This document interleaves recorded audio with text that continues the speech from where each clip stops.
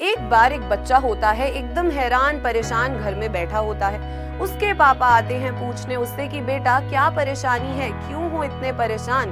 तो वो बोलता है कि पापा इस जीवन में मेरी कीमत क्या है, मेरी वैल्यू क्या है। उसको समझाने के लिए उसके पापा ने एक निकाली तरकीब। बोला कि बेटा मैं तुम्हें ये पत्थर देता हूँ, 3 अलग अलग जगह पर जाओ और इस पत्थर की कीमत को जानो, ठीक है। सो अब वो सबसे पहले जो बच्चा है वो जाता है एक बाजार में।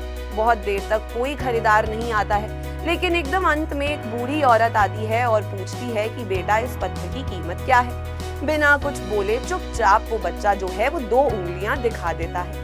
अब वो औरत समझ गई कि ये बच्चा 200 रुपए का बेचना चाहता है इस पत्थर को, तो कहती है ठीक है 200 रुपए लो और ये पत्थर मुझे बेच दो। अब वो बच्चा हैरान परेशान कि अरे कोई भी इंसान पत्थर की कीमत 200 रुपए कैसे लगा सकता है, ये तो बहुत ज्यादा है ना। तो वो घर जाता है, अपने पापा से बोलता है कि पापा एक बूढ़ी औरत ने 200 रुपए का ये पत्थर खरीदना चाहा। उसके पापा कहते हैं ठीक है बेटा, अब दूसरी जगह जाओ। और दूसरी जगह वो कहाँ भेजते हैं उसे, वो भेजते हैं उसे एक म्यूजियम में, जहाँ पर पुरानी जो चीजें होती हैं, वस्तुएं होती हैं, वो रखी जाती हैं, सजाई जाती है ना।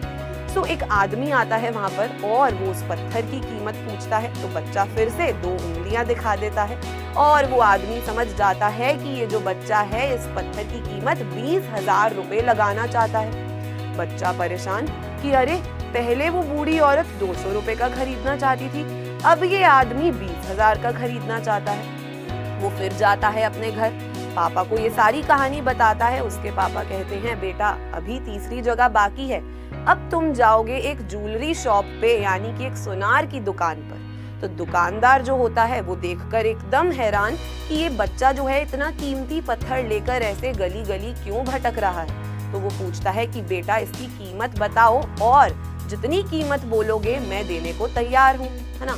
तो वो बच्चा बोलता है 2 उंगलियां दिखाता है ना। तो फिर वो दुकानदार समझ जाता है कि इस पत्थर की कीमत लगाई गई है 2 लाख रुपए। तो वो तुरंत उसे 2 लाख रुपए देने को तैयार होता है और पत्थर लेने के लिए तैयार। बच्चा फिर हैरान परेशान, वो घर जाता है और ये सारी कहानी अपने पापा को सुनाता है। तो उसके पापा उसे क्या समझाते हैं कि एक मामूली सा पत्थर, उसकी कीमत किसी ने लगाई 200 रुपए, किसी ने लगाई 20,000, किसी ने लगाई 2 लाख। तो हमारी भी जो कीमत है वो हमारे जुड़े हुए लोगों से बनती है।